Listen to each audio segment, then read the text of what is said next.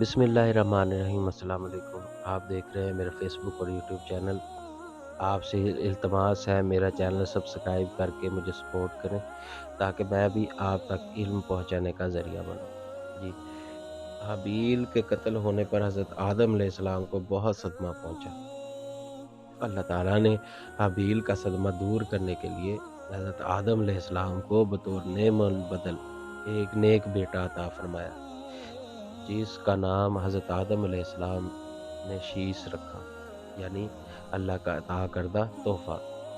جب حضرت آدم علیہ السلام کی وفات کا وقت قریب آیا تو انہوں نے اپنے فرمات بردار بیٹے حضرت شیش علیہ السلام کو دعوت و تبلیغ کی وصیت فرمائی اور انہیں دن میں اور رات میں کی جانے والی عبادات کی تعلیم دی۔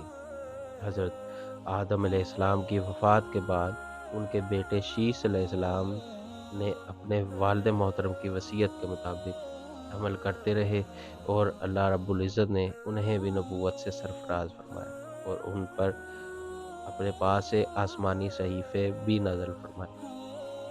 رسول اکرم صلی اللہ علیہ وآلہ وسلم نے فرمایا، اللہ تعالیٰ نے اپنے انبیاء پر 100 صحیفے اور 4 آسمانی کتابیں نازل فرمائیں، جن میں سے 50 صحیفے صرف حضرت شیش علیہ السلام پر نازل ہوئے۔ حضرت شیش علیہ السلام اپنے والد محترم کی وصیت کے مطابق تبلیغ دین کے فریضے کو احسن طریقے سے انجام دیتے رہے۔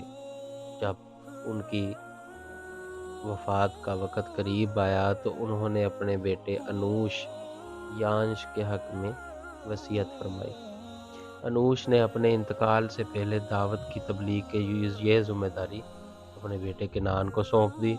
کنعان نے اپنی وفات کے بعد اپنے بیٹے مہلائل کو تبلیغی ذمہ داریاں سونپ دی۔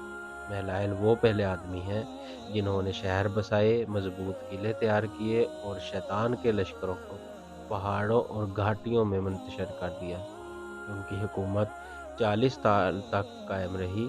مہلائل نے اپنی وفات کے قریب وصیت کے ذریعے اپنے بیٹے یرد کو اپنا جانشین مقرر فرمایا اور یرد نے اپنی وفات سے چند دن قبل ہی دین کی تبلیغ کا ذمہ وصیت کے ذریعے اپنے بیٹے اخنوک یعنی حضرت ادریس علیہ السلام کو سونپ دیا۔